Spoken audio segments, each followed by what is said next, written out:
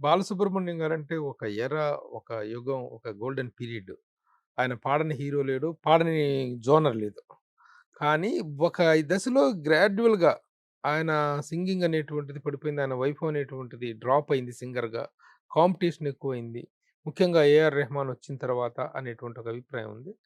AR Rahman ఎవరితో పడితే వాళ్ళతో పాడిచ్చేసేయటం, అందరిని ఎంకరేజ్ చేయటం కారణంగా బాలసుబ్రహ్మణ్యం అనేటువంటి ఒక సోలో ఇది మిస్ అయిందనేటువంటి దాని మీద మీ అభిప్రాయం ఏంటి?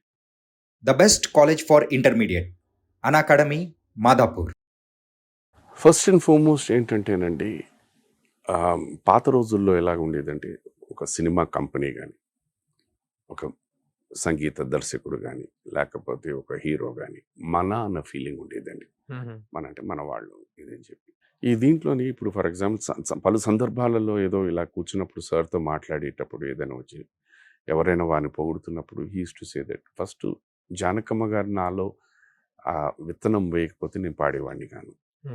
కోదండపాణి గారు అనే వ్యక్తి నా పాట విని సినిమాలో పాడతావా అని అంటే ఎవరు ఇస్తానంటే నేను ఇస్తాను అని చెప్పి ఆయన ఇచ్చి, ఆ కాలంలో ఏంటంటే ప్రతి సంస్థకి వాళ్ళ మ్యూజిక్ డైరెక్టర్స్ ఉండేవారు. బట్ కోదండపాణి గారు అనే వ్యక్తి ప్రతి సంస్థకి వెళ్ళి ప్రతి మ్యూజిక్ డైరెక్టర్ దగ్గరికి వెళ్ళి పరిచయం చేసి, ఈ అబ్బాయి బాగా పాడతాడు, వీళ్ళు ఉంటే ఓ పాట ఇవ్వండి నా సినిమాలో పాడతాను, అలాగా ఎంకరేజ్ చేసి ఓన్ చేసుకుని దాంతోనే ఆయన ప్రతిభను కూడా పాలిష్ చేసుకుంటూ వచ్చేవారు. ఇలాగా సార్ పెరిగారు ఏదో ఒక సందర్భం. అందుకనే వారికి అంత స్పాన్ ఉంది. ఇప్పుడు మీరు అన్నారు ఒక మ్యూజిక్ డైరెక్టర్, వారి పేరు సినిమాకొకళ్ళు పాటకొకళ్ళు, ఎక్కడున్నారు వాళ్ళు? ఇవాళకి కూడా ఒక పాత పాట ఘంటసాల మాస్టర్ గారు పాడిందో లేకపోతే సార్ పాడిందో ఇవాళకి మనకు గుర్తున్నాయి. మీరు చెప్పిన ఆ సంగీత దర్శకుడు ఎన్నో సినిమాలు చేశాడు, ఎన్నో సూపర్ డూపర్ హిట్ సాంగ్స్, వాళ్ళు ఎక్కడ గుర్తున్నాయండి? ఇదేంటంటే ఎస్, ప్రతి వ్యక్తి ఏంటంటే కోరుకునే నా నా నా ప్రతిభ నేనే అని చూపించుకోవడానికి ట్రై చేసేది. ఆ దీంట్లో వెళ్ళిపోతున్న వాళ్ళు. రెండు, నేను సాలిడ్గా నమ్మేది, ఇప్పుడు వస్తున్న వీళ్ళు ఎవరికైనా సంగీతం గురించి స్వరాల గురించి తెలుసా అండి? ఇప్పుడు సార్ లాంటి వాళ్ళని తీసుకొచ్చి పాడిస్తే రాస్తున్న వాళ్ళు కూడా కొంతమంది పిలిస్తే ఇది తప్పు అని అంటారు. ఎవరికి నచ్చుతుంది ఇది తప్పు అని చెప్పేసరికి? ఎందుకు ఆయనతో పెట్టుకోవడం? బాలసుబ్రహ్మణ్యం గారు వేరే సింగర్స్ పైకి రాకుండా తొక్కేసేవాళ్ళు, అన్ని అవకాశాలు తానే అందిపుచ్చుకునేవాళ్ళు అనేటువంటి ఒక విమర్శ అయితే, ఒక అభిప్రాయం అయితే ఉండేది. వారు ఒక కాంపిటీషన్లో పాడుతూ ఉండగా జానకమ్మ విన్నారు, ఎందుకు ట్రై చేయకూడదు అని అన్నారు. ఒక కాంపిటీషన్లో పాడుతూ ఉండగా కోదండపాణి గారి అనే మ్యూజిక్ డైరెక్టర్ వచ్చి బాగా పాడుతున్నావు, నీ అవకాశాలు ఇస్తాను అన్నారు. ఇంతవరకు okay. So he has come from A competition level, right? ఇప్పుడు మీరన్న దీనికి ఆయన అందరినీ తొక్కేశారు నొక్కేశారు రాణిలంటే పాడుతా తీయక కార్యక్రమం ఎందుకు చేస్తాడు సార్ ఆయన? పాడుతా తీయగా చేసే టయానికి బాలసుబ్రహ్మణ్యం గారు ఎందుకు చేస్తారు? హవా గానీ ఆ వైభవం వినండి, అలాంటి ప్రోగ్రామ్స్ ఎందుకు చేస్తాడు? ఆయన చేయరు కదా. ఎందుకంటే if he wants to be the dominating personality of music world, he will never do a program like that. ఆయనకి భయం ఉంటుంది కదా లోపల, మనిషే కదా ఆయన. నేను కాంపిటీషన్స్ లో పాడే కదా నాకు అవకాశాలు వచ్చాయి, ఇప్పుడు ఈ పిల్లలందరినీ పెట్టుకుని వీళ్ళల్లో ఎవరైనా అవకాశాలు తీసేసుకుంటారని భయం ఉంటుంది. It was not that. చెప్తుంది ఇప్పుడు కాదండి, నేను నా టైం పీరియడ్ నేను మాట్లాడుతున్నా. ఇందాక కూడా నేను అనేది అనుకోవడానికి రకరకాలు ఉంటాయండి. మనిషికి ఈర్ష ఈజ్ అ కామన్ థింగ్, ఇది ఒక గుణం. నాకు రాలేదే ఆయన తీసేసుకున్నాడే అన్న ఈర్ష ఉందనంటే ఆయన తొక్కేసాడండి అని అంటారు. ఇది వాస్తవం. మీరు forget about sir, forget about singing, మీరు నేను. ఇప్పుడు మీరు ఫర్ ఎగ్జాంపుల్ ప్రభు గారే అనే వ్యక్తి సడన్ గా ఒక క్యారెక్టర్ చేశారు, అది ఒరిజినల్ గా సుధాకర్ కి అనుకున్నారు, అది నాకు తెలిసింది, ఇష్టపడతానా లేదా? లేదు రివర్స్, ప్రభు గారికి అని రాసే క్యారెక్టర్ ని శుభలేఖ సుధాకర్కి ఇచ్చారు, మీరు ఇష్టపడతారా లేదా?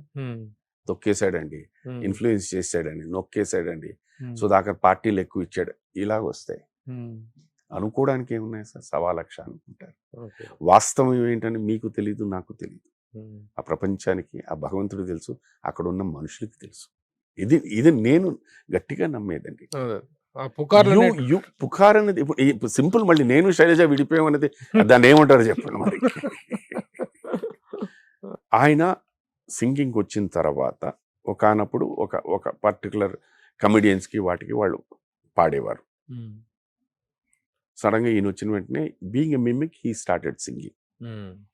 ఇక్కడ నేను ఎలా కంపేర్ చేస్తానంటే వాళ్ళు పాడేవారు, బాగా పాడేవారు, బట్ ఇక్కడ ఈయన వచ్చేసరికి ఆ క్యారెక్టర్ ఎవరైతే ఉన్నారో వాళ్ళలా పాడేవారు. That made the difference. Then what will you choose? అలాగే పాడారు, క్యారెక్టర్ పాడే వాళ్ళే తీసుకుంటాడు వాళ్ళు. సో ఆటోమేటిక్గా వచ్చేసరికి ఇతనికి ఏముంటుంది, వచ్చేసి మా అవకాశాలన్నీ తినేసాడు అంటారు. సో దిస్ ఇస్ ఇప్పుడు ఆయన సడన్గా మాస్టారు ఘంటసాల మాస్టర్ గారు ఇదైపోయిన తర్వాత ఏం చేయాలి నెక్స్ట్ ఆల్టర్నేటివ్ దీని మీద అని చూసినప్పుడు ఏదో అప్పుడు మ్యూజిక్ డైరెక్టర్ చలపతిరావు గారికి ఆవిడ వర్క్ చేస్తున్నప్పుడు ఆయన ఏదో చిన్న సజెషన్ చెప్పారు, అన్నా ఆయన లేరు ఇప్పుడు, యు ఆర్ అలా అని చెప్పి మాస్టర్ లాగా ఇమిటేట్ చేయకు, అది కాకుండా ఏమైనా కొత్తదనం ట్రై చేయి, you will definitely be able to do his job. ఆ మాట చెప్పిన తర్వాత ఆయన ఆలోచించిన తర్వాత అప్పుడు వాళ్ళు మేనరిజం పట్టుకున్నారు. రామారావు గారి mannerism, Nageswara Rao garu manner, and he adapted it to the songs. It worked. So identity వచ్చేసింది, individual identity. So these things అంటే ఆ ప్రతిభకి మనం గౌరవం ఇవ్వాలి, గుర్తించాలి. ఇది ఈర్ష్యతో కాదు, లేకపోతే నేను ఆ కుటుంబాంతో సంబంధం ఉందని కాదు, ప్రాక్టికాలిటీ నిజం అన్నది. ఇది ఎక్కడ సార్ మీరు ఈజ్ ఇట్ ఫీజిబుల్ అండి? అవును, అందరూ ఇప్పుడు ఫర్ ఎగ్జాంపుల్ ఇదే మనం అంటే అప్పుడు చెన్నై అనుకుందాం, ఒక రైల్వే స్టేషన్లో ఎంతమంది మీరు పెడతారు, దిగిన ప్రతి వాడిని అడుగుతారా మీరు సింగింగ్ వచ్చారని, లేకపోతే ఇక్కడ ఏమైనా బోర్డు పెట్టుకుని వస్తాడు నేను సింగింగ్ వచ్చానని, ఆపేసి మళ్ళీ ట్రైన్ ఎక్కించి పంపించేయడానికి, లేకపోతే ఎయిర్పోర్ట్లో పెడతారా? It's foolish.